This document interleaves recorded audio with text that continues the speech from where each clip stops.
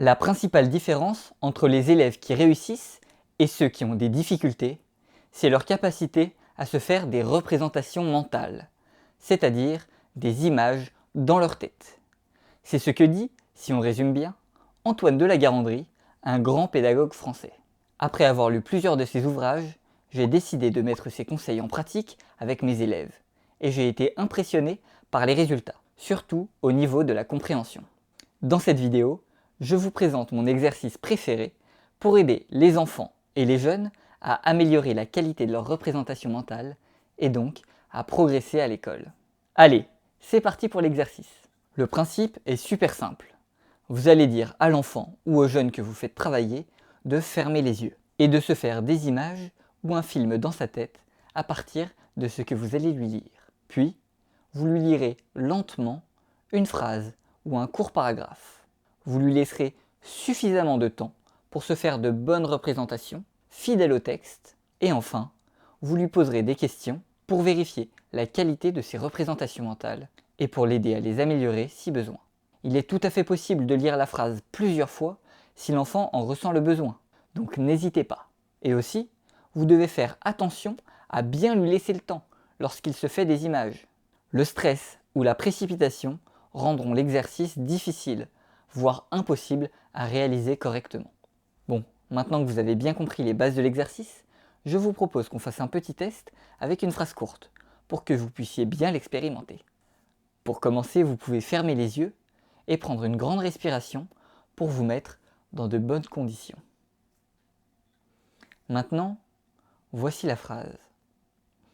Un grand arbre aux feuilles orangées se dresse en haut de la colline. Vous devez essayer de vous faire des images ou un film dans votre tête qui correspond à la description que je viens de vous faire. Allez, je la répète une deuxième fois. Un grand arbre aux feuilles orangées se dresse en haut de la colline. Vous êtes libre d'ajouter des détails supplémentaires dans votre représentation mentale. La seule condition est que les différents éléments soient cohérents entre eux et par rapport à la phrase que je vous ai lue. Maintenant, vous pouvez garder les yeux fermés et je vais vous poser quelques questions. Vous devriez voir un arbre normalement, donc je vais commencer par vous demander à quoi il ressemble. Quelle est sa forme? Sa couleur? Est-ce qu'il a des feuilles? Des fleurs? Des fruits? Et où est-ce qu'il est placé cet arbre? Maintenant, on peut parler de la colline. Donc comment est la colline? Est-ce que c'est une petite bosse au milieu d'un grand champ ou plutôt une grande colline? Est-ce qu'elle est isolée ou plutôt entourée de plein d'autres collines? Et quel temps fait-il? Est-ce que le ciel est bleu? Est-ce qu'il y a du soleil? Ou bien c'est sous la neige? Ou peut-être autre chose? Et voilà, vous pouvez ouvrir les yeux. Je ne vous ai posé que quelques questions pour cette phrase, mais bien entendu, il est possible d'en poser beaucoup plus. Et c'est ce que vous pourrez faire lorsque vous proposerez cet exercice à un enfant. Vous devrez bien prendre le temps et aller chercher le plus d'informations possible pour que l'image que l'enfant se fait dans sa tête soit la plus riche possible. Par contre, faites bien attention, il faut veiller à ce que la description reste cohérente avec la phrase de base. Par exemple, si pour cette phrase l'enfant vous dit avoir vu un arbre au fond d'une vallée, alors vous pouvez attirer son attention sur le fait qu'il y a un petit problème et lui relire la phrase en mettant l'accent sur la colline, afin qu'il corrige sa représentation mentale. Je voulais aussi vous dire, comme vous l'avez vu, je vous ai posé pas mal de questions pour vous guider. Et au début, c'est exactement ce que vous devrez faire. Mais une fois que l'enfant sera un peu entraîné, vous pourrez commencer par lui laisser un temps pour décrire de lui-même ce qu'il a vu dans sa tête avant de lui poser des questions pour l'aider à trouver et exprimer encore plus de détails sur ses représentations mentales.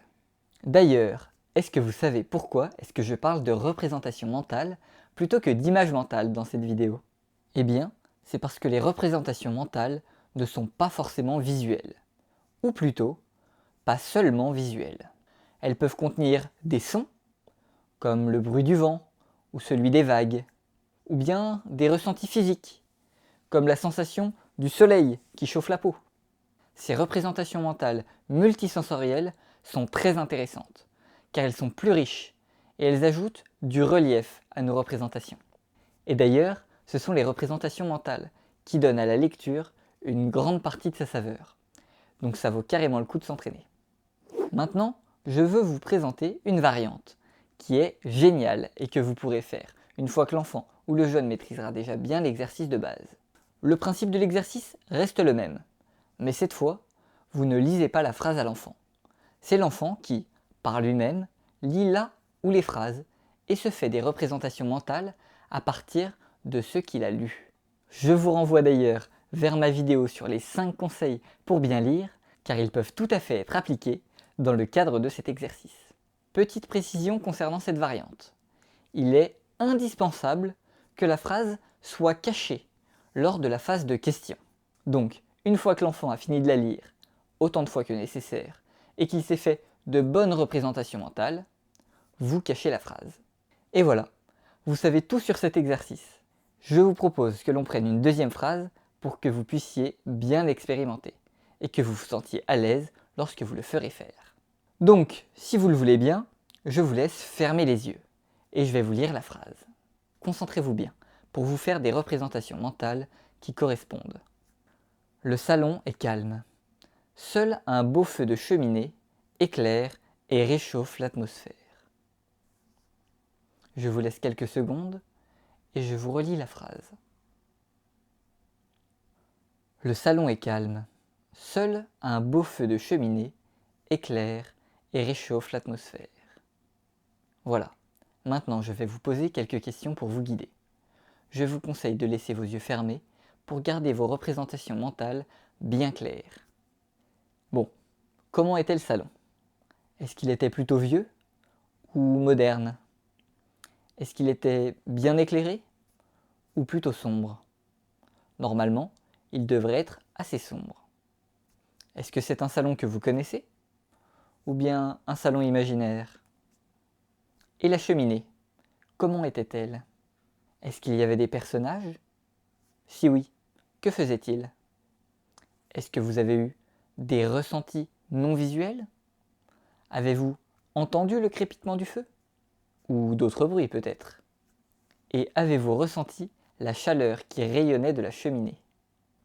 Est-ce que cela a provoqué des émotions chez vous? De la nostalgie, de la tristesse, ou peut-être un sentiment de calme, de sérénité? Et voilà pour l'exercice. J'espère que ça vous a plu. Je vous ai mis plusieurs phrases utilisables pour cet exercice dans la description de la vidéo. Je précise, lorsque vous faites faire cet exercice à un enfant, vous devez bien lui laisser le temps pour répondre aux questions avec ses mots et l'encourager à développer ses idées. Ce sont des choses que je n'ai pas faites dans la vidéo, car ce n'est pas possible, à moins d'avoir la personne directement en face de soi. Vous avez cette chance, alors profitez-en bien. Et n'hésitez pas à me faire des retours sur l'exercice dans les commentaires. À bientôt!